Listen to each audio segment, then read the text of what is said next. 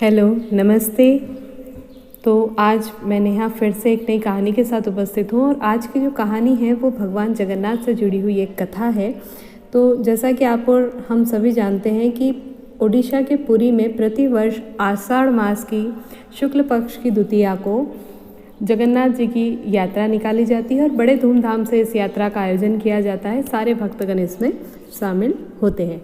तो समय वही है, तो इसलिए मुझे मन हुआ कि क्यों ना आज हम एक कथा सुने भगवान जगन्नाथ जी की।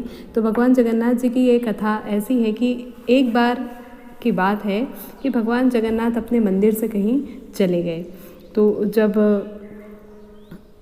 जो पुजारी थे उन्होंने प्रतिदिन की तरह दिन का पूजन किया, रात्रि का पूजन किया और रात के समय में वे नित्य पूजा पाठ करके मंदिर से जब अपने घर को चले गए तो भगवान जगन्नाथ जो है उन्हें उनके कानों में एक सुरीली आवाज़ सुनाई दी और उस सुरीली आवाज़ की तरफ वो आकर्षित होकर वहाँ से चल पड़े। और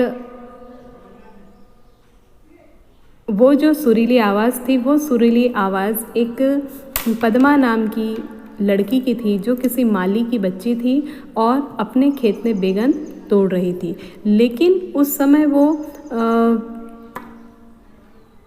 जयदेव गोस्वामी द्वारा रचित गीत गोविंद जो है मधुर आवाज़ में गा रही थी और उसी गीत गोविंद को सुनने के लिए भगवान वहाँ तक धीरे धीरे उसकी मधुर आवाज़ सुनकर पहुँच गए और वहाँ उस बगीचे में चलने लगे और उस मधुर आवाज़ में इतने खो गए, उस गीत गोविंद भजन में इतने खो गए कि उन्हें ये भी सूझ नहीं रही कि मेरे पैर कांटों पर पड़ रहे हैं या मेरे कपड़े कांटों में फंस रहे हैं। और इस प्रकार से उस गीत गोविंद को सुनने के लिए आतुर होकर जगन्नाथ जी जो है वहाँ तक पहुँच गए और बड़े ध्यान से उसको सुनने लगे।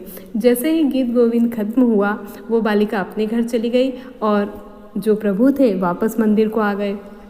मंदिर पहुंचने पर रात्रि हो चुकी थी। सुबह जब मंदिर के पट खुले और पुजारियों ने देखा, साथ में जैसे उन्होंने देखा कि जो प्रभु हैं उनके कपड़ों में कांटे लगे हैं, कहीं से कुछ कपड़ा फटा हुआ है, तो आखिर भगवान का ऐसे वस्त्र कैसे खराब हो गए, बड़े आश्चर्यचकित थे।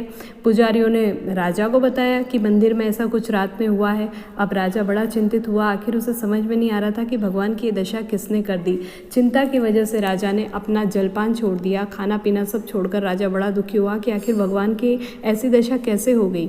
तब भगवान से रहा नहीं गया और भगवान ने स्वप्न में राजा को दर्शन दिए और कहा कि भैया ये जो है ये सारा कुछ हमारा, इसमें तुम्हारा कोई दोष नहीं है, इसमें तुम्हारी कोई गलती नहीं है, तुम्हें माफ़ी मांगने की कोई ज़रूरत भी यहाँ पर नहीं है। क्योंकि मैं कल रात्रि को पद्मा नाम की बालिका जो गीत गोविंद गा रही थी उसका भजन सुनने के लिए उसके खेत में पहुँच गया था और शायद वहीं पर मेरे वस्त्र जो है वो फट गए हैं।